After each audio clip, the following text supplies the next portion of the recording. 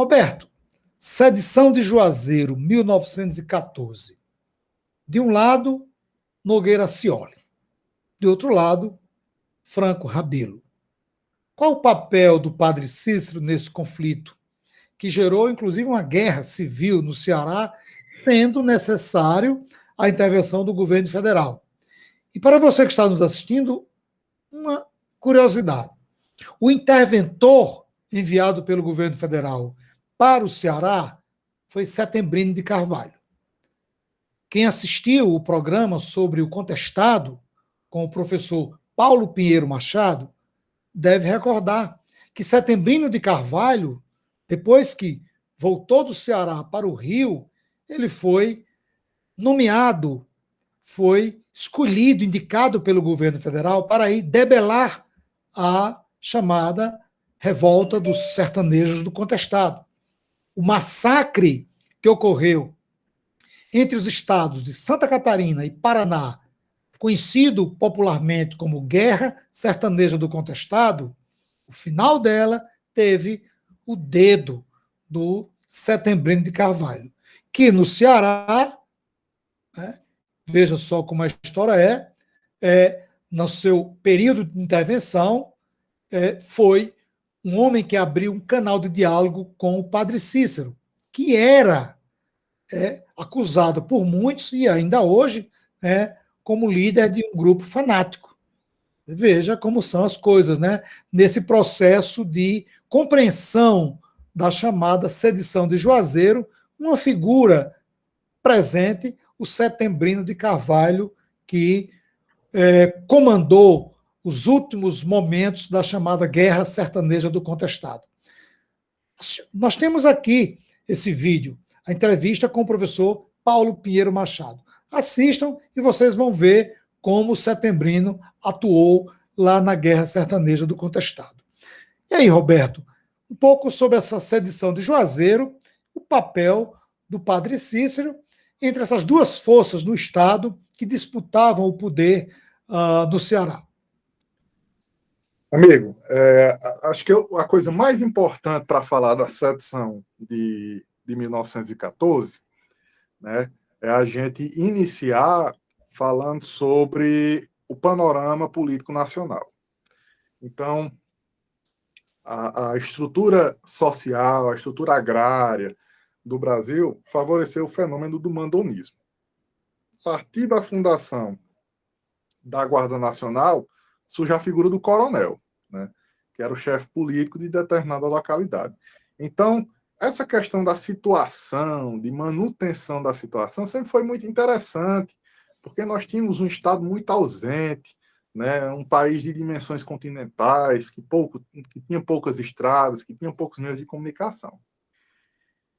E o Manuel Ferraz de Campos Sales, a grande diferença dele é porque ele pegou essa estrutura que já existia e que ela ia correndo paralelamente à estrutura oficial, né, do governo brasileiro, e ele institucionaliza ela, né, com a política do café com leite, a alternância,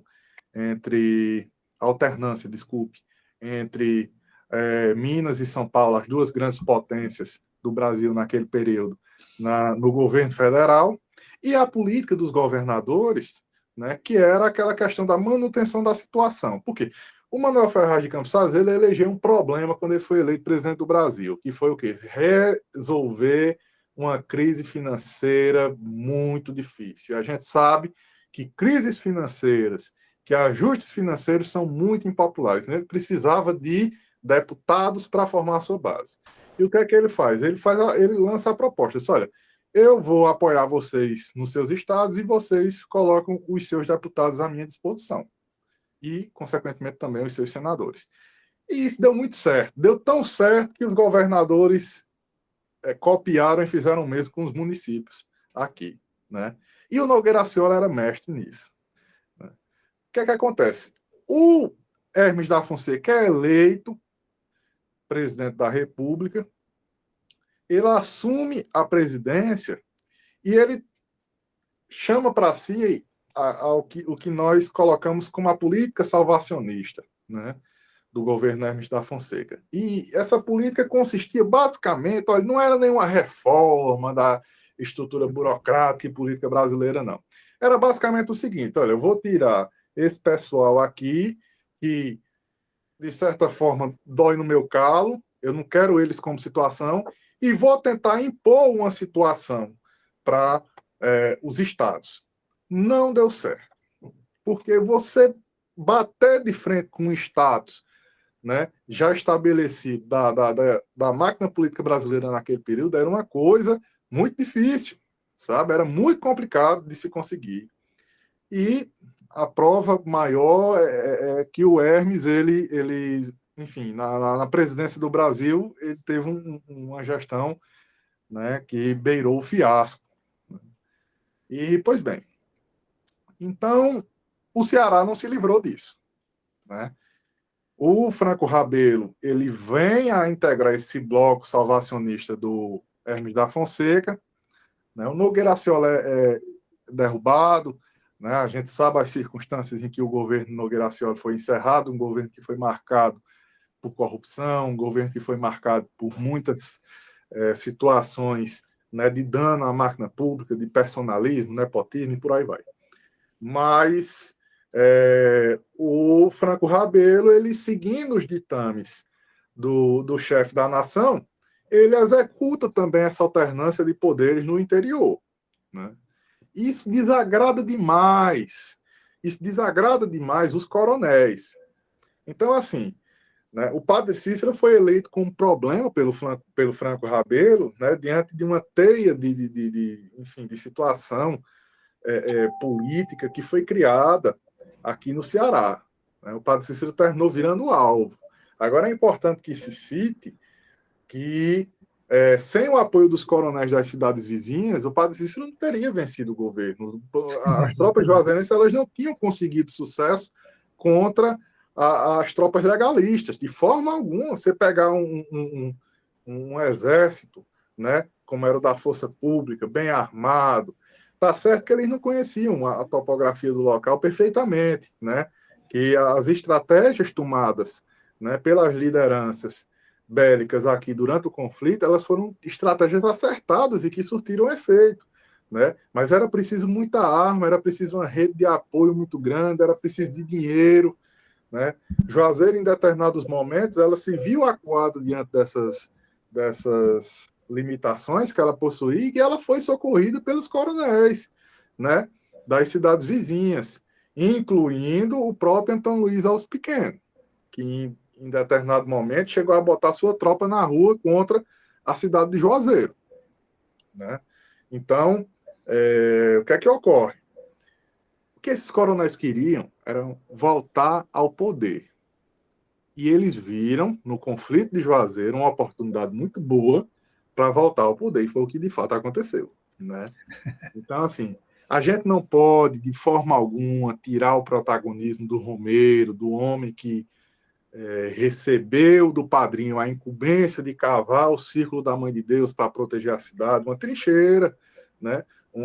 Uma técnica de guerra, né? Cavado uma trincheira, né? Enfim, a questão dos esforços para manter a cidade abastecida, uma rede de acessos, enfim, a gente não pode negar esses esforços, a dedicação dessas pessoas.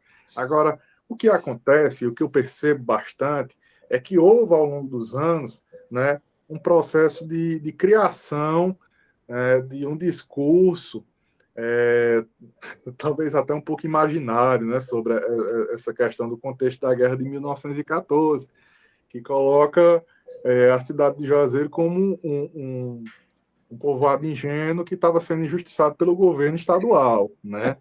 E quando na realidade, né, o que nós tínhamos aqui era uma insatisfação geral na região inteira, não somente em Juazeiro, com a política que estava sendo executada pelo governo do estado, né? Como eu disse, o Franco Rabelo elege o padre Cícero como problema, né? Isso aí demandava, obviamente, uma reação. Toda ação tem uma reação. Imagina uma agressão, né, praticamente gratuita. Mas a gente também não pode esquecer que o doutor Flora ele estava lá articulando. Ele estava como uma pedra juazeirense no sapato do governador. E a época era chamado de presidente, né? Exato. Então, é importante destacar essa questão da Guerra de 14, né? Como é que as coisas aconteceram, né? Para que o espectador ele tenha ciência de que houve sim esse protagonismo, que houve sim essa necessidade de Juazeiro reagir, mas que nesse recrudescimento da guerra, né, outros interesses eles entraram também. Né? Outros interesses eles entraram também e foram os responsáveis pelo sucesso, né, da investida dessas tropas. Porque você veja, se o Palácio do Catete estivesse alinhado com o Palácio da Luz, né, a Marinha ia conseguir tempo hábil para desembarcar aqui no Ceará e fazer uma intervenção federal, e o resultado ia ser catastrófico, mas o caso de Juazeiro ia ser resolvido. A gente sabe que o Exército Brasileiro tinha potencial suficiente, né?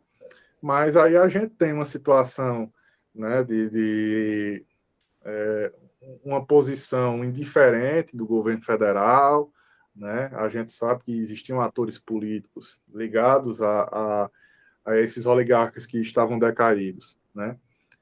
Atuando nesse contexto, e a consequência foi essa, né? A consequência foi essa de a cidade ter saído vitoriosa. Não deixa de ser um milagre, mas é um milagre que se compreenda a análise, perante a análise fria, né, enfim, das metodologias de guerra, das metodologias de articulação política, enfim, né, diante do que se era possível fazer num combate como aquele, naquele contexto.